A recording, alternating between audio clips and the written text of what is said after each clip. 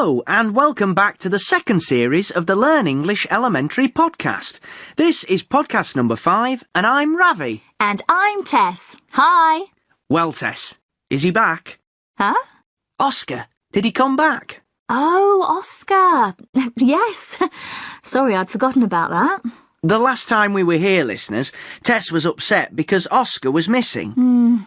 Oh, sorry, Oscar is Tess's cat. He was missing. 3 days, wasn't it, Tess?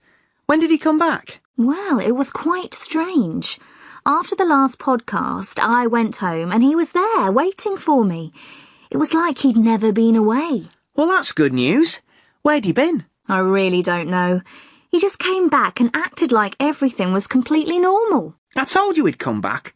How long was he gone for? Well, 4 days, really. I looked at some internet sites, and there are lots of stories about cats disappearing for a few days or even a few weeks and then coming home. Why do they do it? Because they can. I don't know. Nobody really knows. Well, I'm glad he's come back. I bet you were really happy to see him. Is he okay and everything? He seems fine. I took him to the vet for a checkup, but he seems absolutely fine. You see, that's the thing about cats. You never know what they're thinking. Dogs are much easier to understand.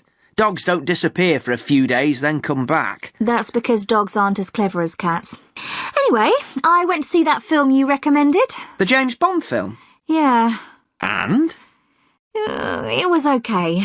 I quite enjoyed it, but it was a bit too violent for me. It's not really violent. I know, but I don't know. I can't watch anything with guns and explosions and everything. Oh, Tess. I know. Right. Are we ready to have a look at what we've got on the podcast today? We've got Carolina. She met Jamie's parents last time. We've got Alison doing our quiz. We've got your turn about telling the truth. Oh, have we got a joke from you, Ravi? We have. Ooh. And to start with, as usual, we've got I'd Like to Talk About. This is the part of the podcast when we ask someone to come in and talk about something that's important for them. A person, a place, a thing, a hobby, anything. And today we've got Raphael with us in the studio. Hi, Raphael. Hi, Ravi. Hi, Tess. And, call me Rafa. That's what my friends call me. Okay. So where are you from, Rafa? Well, actually, I was born in Spain, in Madrid. We lived there till I was 10, then we came to London. My dad's Spanish and my mum's English. Cool. So you're bilingual then, Rafa? Yeah, I guess so. My English is probably better than my Spanish, though. Now, anyway. And what do you do? I work for my dad. He's got a small business selling books, mostly on the internet, so I work with him and I'm learning the business. So don't tell me. You're going to talk about your favourite book. Well, no, actually. I'm going to talk about Formula 1. Formula 1? Great stuff. When I was a kid, my dad used to take me to see Formula 1 and I really, really loved it. The noise, the smells, the people, it was so exciting. Then, when I got a bit older, I wasn't so interested. In those years, Michael Schumacher was always the world champion and I got bored with seeing Ferrari win all the time. Then, Fernando Alonso won in 2005 and suddenly, hey, it was interesting again. And is that because Fernando Alonso is Spanish, by any chance? Well, yeah, of course. But the races are a lot more fun to watch as well. It's funny. My favourite drivers are Alonso and Lewis Hamilton. One's Spanish and the other's British, so that's pretty good for me. I don't mind who wins. I bet they do. Alonso and Hamilton don't like each other very much, do they? Well, no, that's true. Do you travel for Formula 1? Travel? Sorry, bad question. I mean, do you go abroad to watch the big races? No, unfortunately. I usually watch them on the telly with my dad. Now, if I was rich, my dream is to go and see the Monaco Grand Prix. Ah, yes, that's a famous one. I don't know much about Formula 1, but I've heard of Monaco. Yeah? It's a really cool race around the city, round the streets, with loads of corners and turns. It's totally different from racing around a track. If you're really rich, you can sit on your hotel balcony and watch the race. I forget who it was, but one of the drivers, once said that racing in Monaco is just like riding a bicycle around your living room. And there's a Spanish one now, in Valencia, a street race, I mean. I'm hoping my dad will go next year. And take you with him? That's the plan. But seriously, is it safe? I don't like watching it in case someone has a crash and gets killed. Well, it's as safe as it can be, I guess. It's a big question at the moment, what the rules should be and so on. Obviously, nobody wants to see drivers getting killed, but at the same time, everybody wants the races to be exciting. That's why people watch it, and it isn't exciting if it isn't dangerous. It can't be completely safe. And what about the environment? It isn't a very green sport, is it? That's another good question. Some people think that will be the future of Formula One, that they'll start making the cars more friendly to the environment. Remember, these people spend millions and millions of pounds on designing new cars, so they might find some technology that can then be used in normal cars. So that would be good. Well, thanks, Raphael. And I hope you get to Monaco one day. Thanks, Ravi. OK, bye, everybody. Bye. And thanks again. Hey, Tess, what does a cat say? A cat says meow, Ravi. And what does a Formula One cat say? I don't know, Ravi. What does a Formula One cat say? Meow. Very funny. Was that your joke for today? Oh, no. The best is yet to come. Oh, OK. Remember, listeners, that if there's something you'd like to tell us about, you can send it to us at learnenglishpodcast@britishcouncil.org. That's learnenglishpodcast, all one word, at britishcouncil, all one word, .org. That's O-R-G. If we like it, we'll put it on the site. You can write something or record yourself if you want. OK. Time now for our quiz. We've got Alison waiting to talk to us. Alison? Hi, Tess. Hi, Alison. Hi, Alison. Where are you from? From Aberystwyth. In Wales? That's right, but I live in Norwich now. Oh, East Anglia. Beautiful part of the country. That's where I went to university. I love Norwich. What do you do, Alison?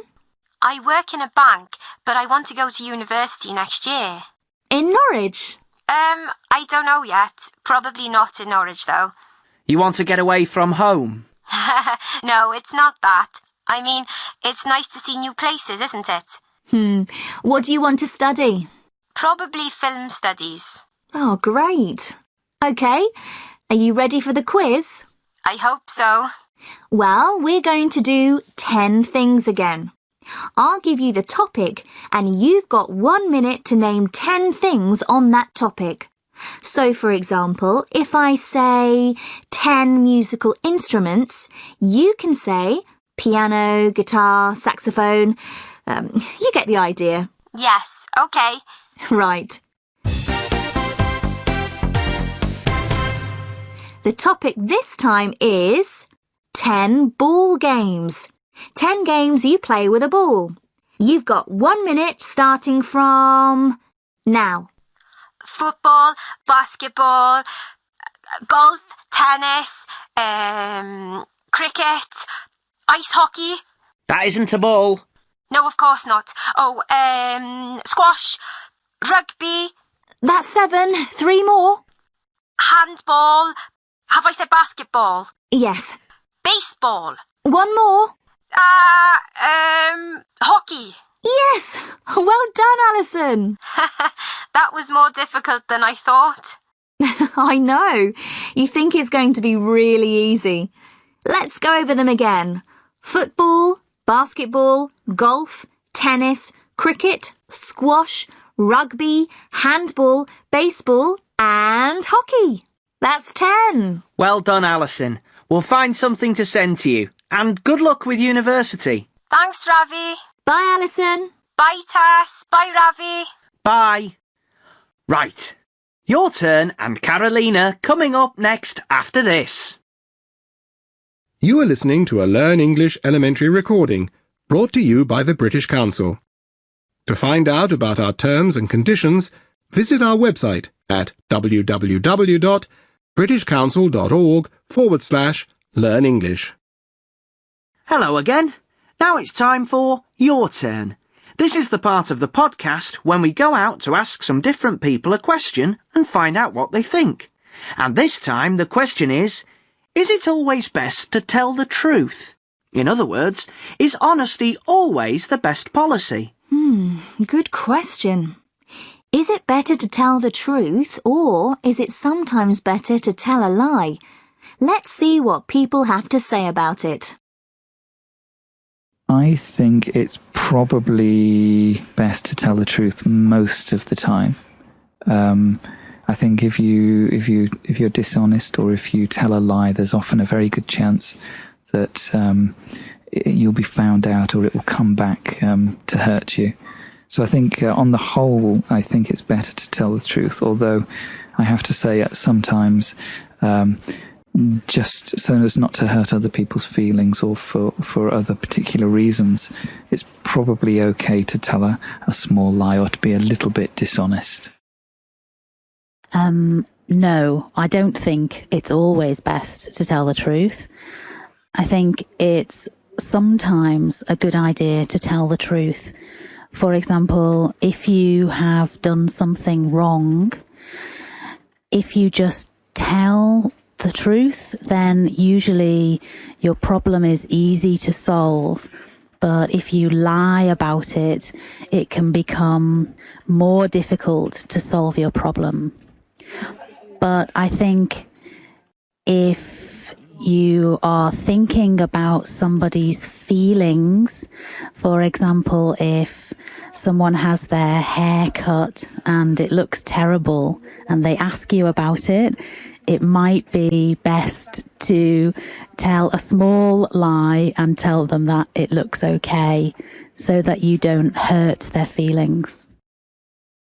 Yes, it is always best to tell the truth, because if you don't tell the truth, your conscience is going to haunt you forever. It depends. I think that if you want to have a good relationship with someone who you think could be a good partner, you have to be honest. But in general, with friends or a person that you don't know very much, it's not that good, to be honest. Yes, it's a hard thing to do, but definitely, because in the end, if you start lying, you have to make lies to cover the lies, and in the end, it's just easier for everyone if you say what's on your mind. Whew, that was interesting. You know, I think it's usually best to tell the truth. Lies always cause more problems in the end. What do you think, Ravi? Oh, I don't know, Tess. That's a bit too simple. I bet if you think about the last week, you've told loads of lies. We do it all the time, we just don't notice it. Does it count as a lie when I laugh at one of your jokes? Well, yes, that's exactly what I mean about lies. Are you saying my jokes aren't funny? No, I always tell the truth. I'm getting confused now. Never mind, Ravi. And listeners, please send us your opinions about telling the truth. We'd love to know what you think. You can write to us or send us a recording. But now it's time to find out how Carolina's getting on.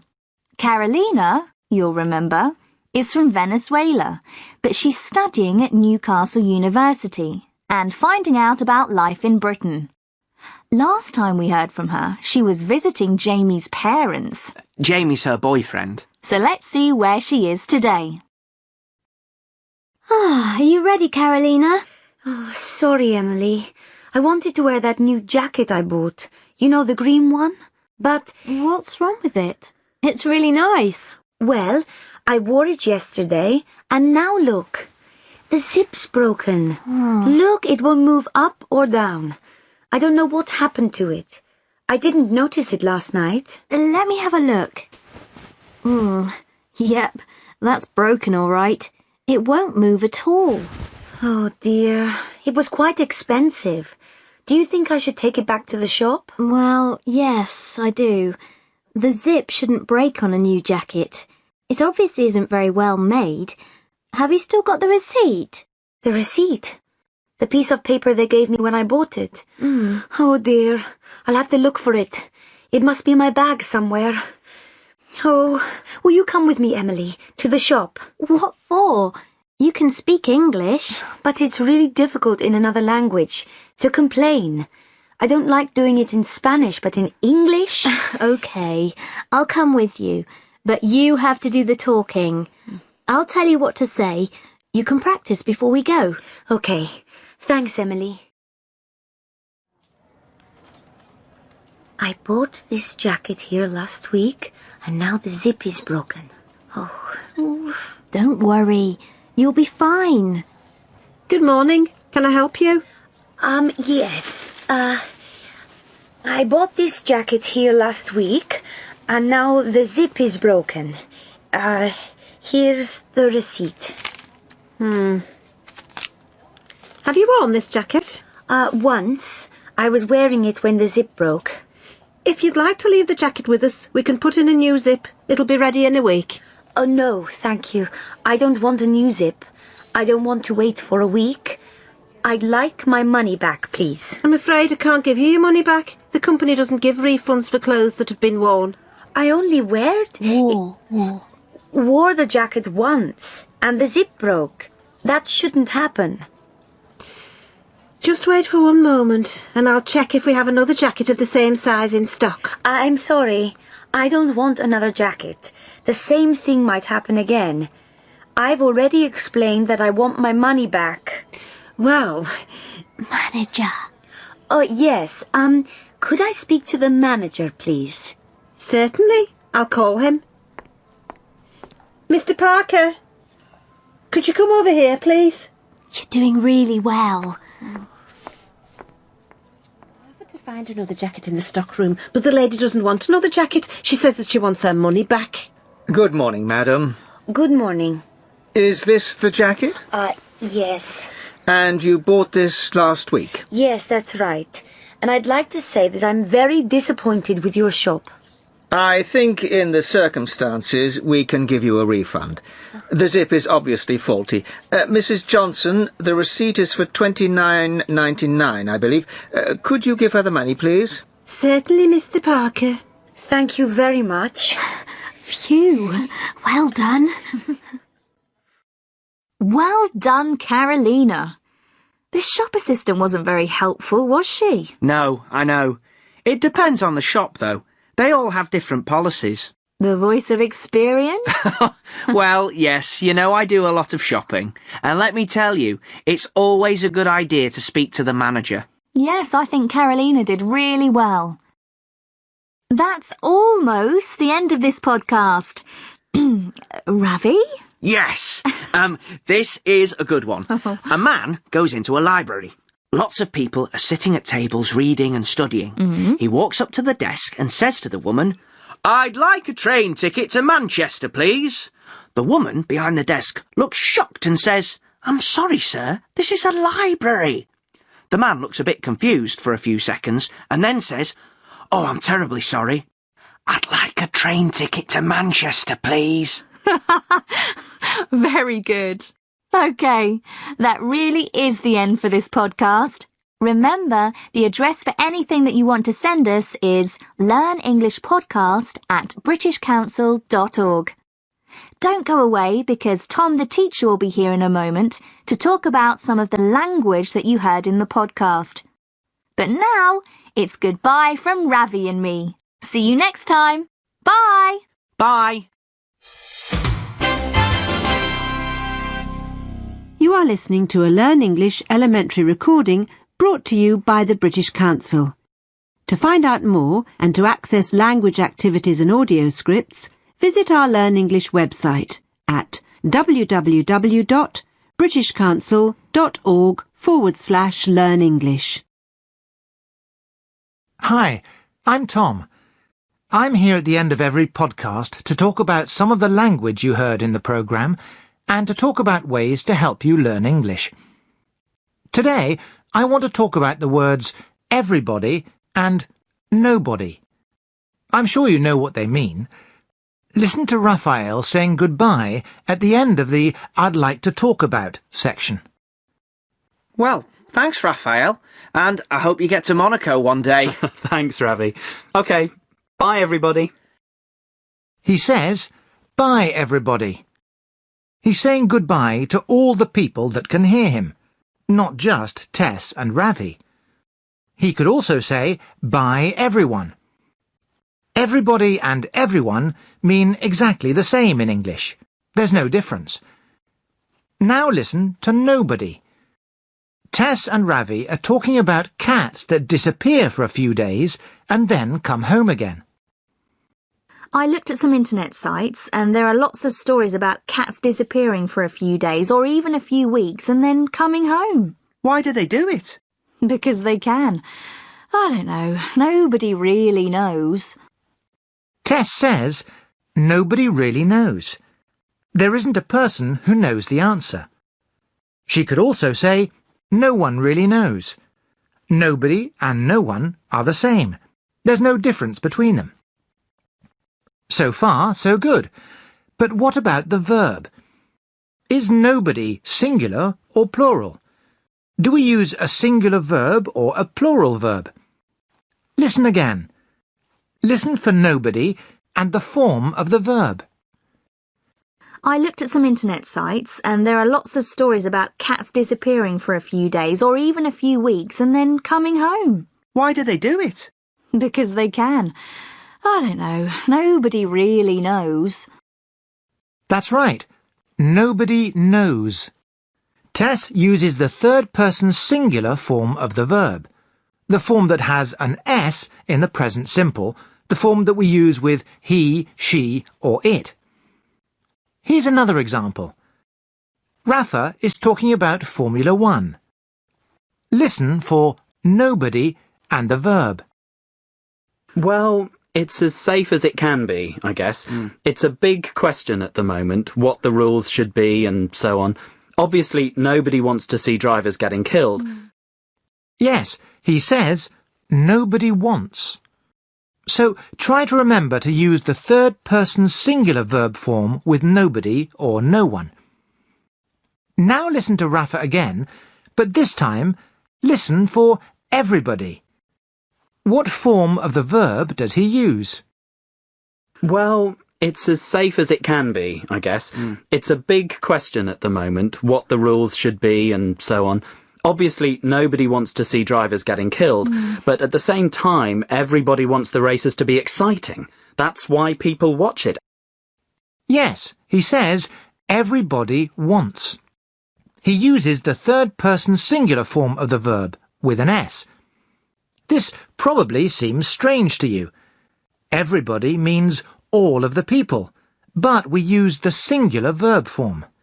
Well, yes, it is strange, but the word everybody is singular grammatically, so we use the singular verb form.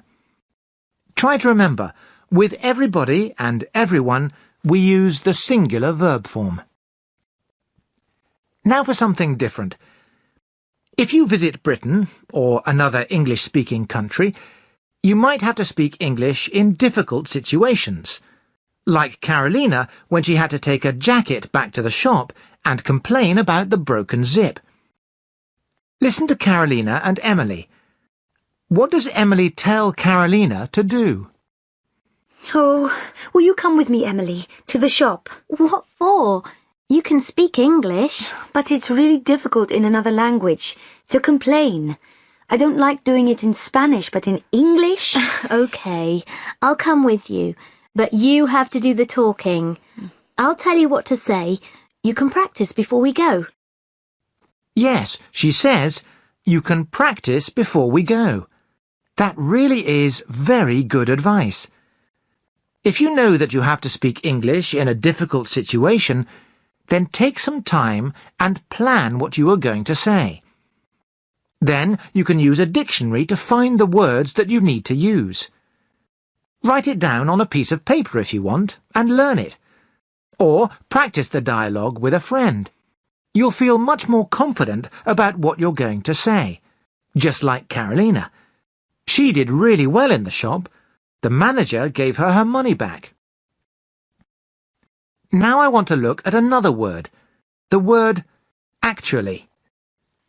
Listen to Tess and Rafa. What does Rafa mean when he uses actually? I work for my dad.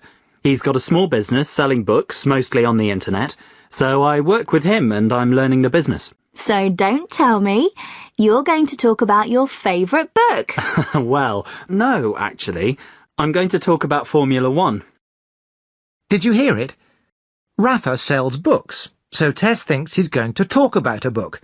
And Rafa says, well, no, actually, I'm going to talk about Formula 1. He says actually because he's saying something different from what Tess expected. Listen to another example, from Tess and Rafa again. OK. So where are you from, Rafa? Well, actually, I was born in Spain, in Madrid. We lived there till I was 10, then we came to London.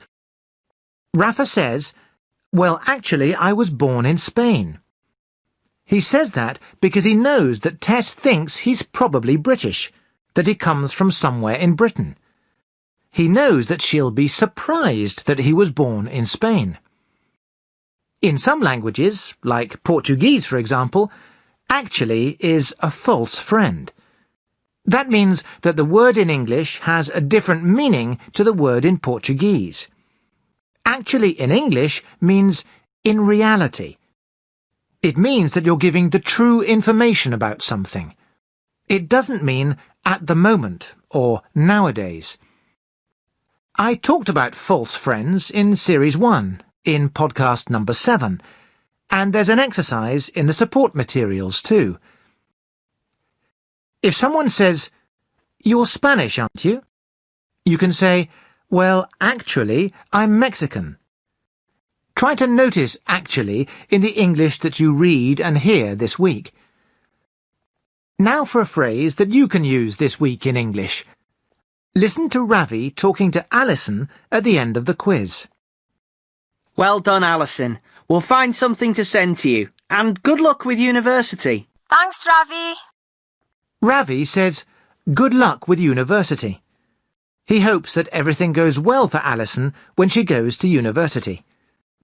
So, if someone has an exam the next day, or is going to start a new job, you can say, good luck with the exam, or good luck with the new job. Say good luck to someone this week. OK, I'm going to stop there. I'll talk to you all again next time. Remember, you can write to me about any language that you noticed in this podcast. The address is learnenglishpodcast@britishcouncil.org. In a moment, you'll hear the address for the website where you can read everything you've heard in this podcast. You can also find some practice exercises to do online and a support pack that you can print. Right, that's all for this time. Bye for now. See you next time.